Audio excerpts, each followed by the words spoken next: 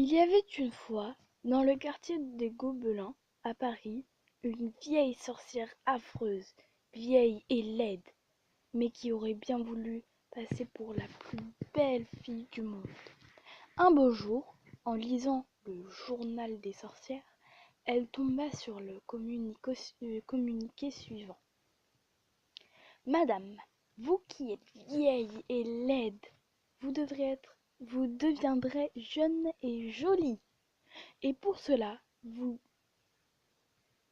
devez manger une petite fille à la sauce tomate. Et plus bas en petites lettres, attention, le prénom de cette fille devra obligatoirement commencer par la lettre N. Or, il y avait en ce même quartier une petite fille qui s'appelait Nadia. C'était la fille aînée de Papa Saïd. Je ne sais pas si vous connaissez. Qui tenait l'épicerie buvette de la rue Broca. Il faut que je mange Nadia, se dit la sorcière. Un beau jour, que Nadia était sortie pour aller acheter chez le boulanger, une vieille dame l'arrêta. Bonjour ma petite Nadia. Bonjour madame. Veux-tu me rendre un service? Lequel? Ce serait d'aller chercher pour moi une boîte de sauce tomate chez ton papa. Cela m'éviterait d'y aller. Je suis fatiguée. Nadia, qui avait bon cœur, accepta tout de suite. Sitôt qu'elle fut partie, la sorcière, car c'était elle, se mit à rire en frottant les mains. Oh, que je suis maligne, disait-elle. La petite Nadia va m'apporter elle-même la sauce pour la manger. Une fois rentrée chez elle, elle a vu avec le pain. Nadia prit sur le rayonnage une boîte de sauce tomate et elle se disposait à repartir lorsque son papa l'arrêta. « Et où vas-tu comme ça ? Je vais porter une boîte de sauce tomate à une vieille dame qui me l'a demandé. »« Reste ici, dit papa Saïd. Si ta vieille dame a besoin de quelque chose, elle n'a qu'à venir elle-même. » Nadia, qui était très obéissante, n'insista pas. Mais le lendemain, en faisant les courses, elle fut, pour la seconde fois, arrêtée par la vieille. « Eh bien, Nadia, et ma sauce tomate ?»« Je m'excuse, dit Nadia toute rougissante, mais mon papa n'a pas voulu. Il dit que vous veniez vous-même. »« C'est bon, dit la vieille, j'irai. » Le jour même, en effet, elle entrait dans l'épicerie. « Bonjour, monsieur Saïd. »« Bonjour, madame. Vous désirez ? » ?»« Je voudrais Nadia. »« Hein ? Oh, pardon, je voulais dire une boîte de sauce tomate. »« Ah, bon.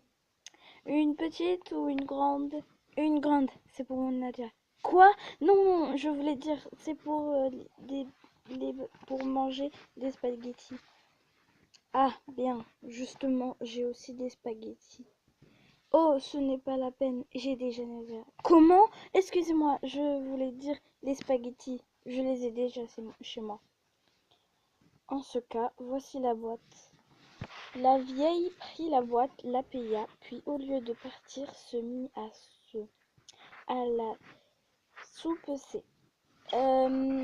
C'est peut-être un peu lourd. Est-ce que vous ne pourriez pas, quoi, envoyer Nadia la porter chez moi? Mais papa Saïd se méfiait. Non, madame, nous ne livrons pas à domicile. Quant à Nadia, elle a autre chose à faire. Si cette boîte est trop lourde pour vous, eh bien, tant pis, vous n'avez qu'à la laisser. C'est bon, dit la sorcière, je l'emporte. Au revoir, monsieur Saïd. Au revoir, madame. Et la sorcière s'enfuit avec la boîte de sauce tomate.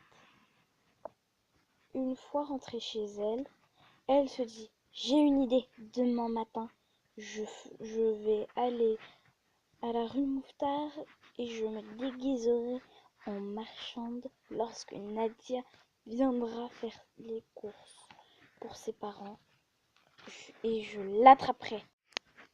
Le lendemain, elle était à la rue Mouffetard, déguisée en bouchère lorsque Nadia vint à passer. Bonjour ma petite, tu veux de la viande? Ah non madame, je viens acheter un poulet. Zut, pensa la sorcière. Le lendemain, elle se déguisait en marchande de volailles. Bonjour petite, tu m'achètes un poulet? Ah non madame, aujourd'hui je veux de la viande. Crotte, pensa la sorcière. Le troisième jour, déguisée à nouveau, elle vendait à la fois de la viande et à la fois de la volaille. Bonjour Nadia, bonjour ma petite. Qu'est-ce que tu veux? Tu vois, aujourd'hui je vends de tout. Du bœuf, du mouton, du poulet, du lapin. Oui, mais moi je veux du poisson. Flûte! Rentrée chez elle, la sorcière réfléchit, puis elle eut une nouvelle idée. Eh bien, puisque c'est comme ça, demain matin, je deviendrai à moi toute seule toutes les marchandes de la rue Mouffetard. En effet, le jour suivant, toutes les marchandes de la rue Mouffetard, il y en avait exactement 267, c'était elle. Nadia vint comme à l'ordinaire, s'approcha sans méfiance d'un éventail de légumes pour acheter cette fois des haricots verts, et elle allait payer quand la marchande la saisit par le poignet, l'enleva et hop, l'enferma dans le tiroir caisse. Mais heureusement, Nadia avait un petit frère qui s'appelait Bachir. Voyant que sa sœur n'entrait pas, Bachir se dit: c'est sûrement la sorcière qui l'a prise. Il faut que j'aille la délivrer. Il prit sa guitare à la main et s'en fut à la rue Mouffetard. En le voyant arriver, les 267 marchandes, qui étaient la sorcière, se mirent à crier: où vas-tu comme ça, Bachir? Bachir ferma les yeux et répondit: je suis un pauvre musicien aveugle, et je voudrais chanter une petite chanson pour gagner quelques sous. Quelle chanson? Demandèrent les marchandes.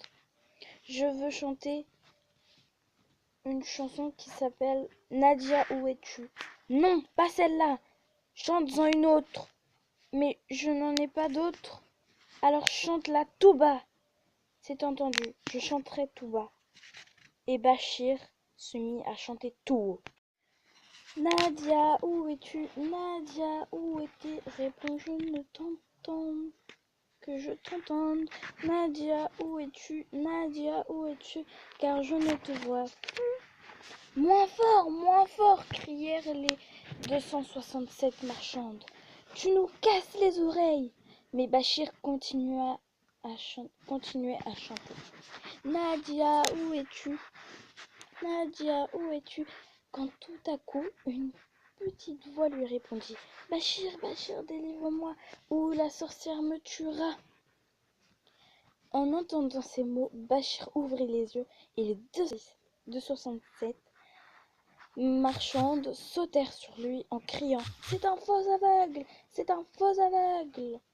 Mais Bachir, qui était courageux, brandit sa guitare et assomma d'un coup la marchande la plus proche. Elle tomba raide et les 266 autres tombèrent en même temps qu'elle, assommée elle aussi.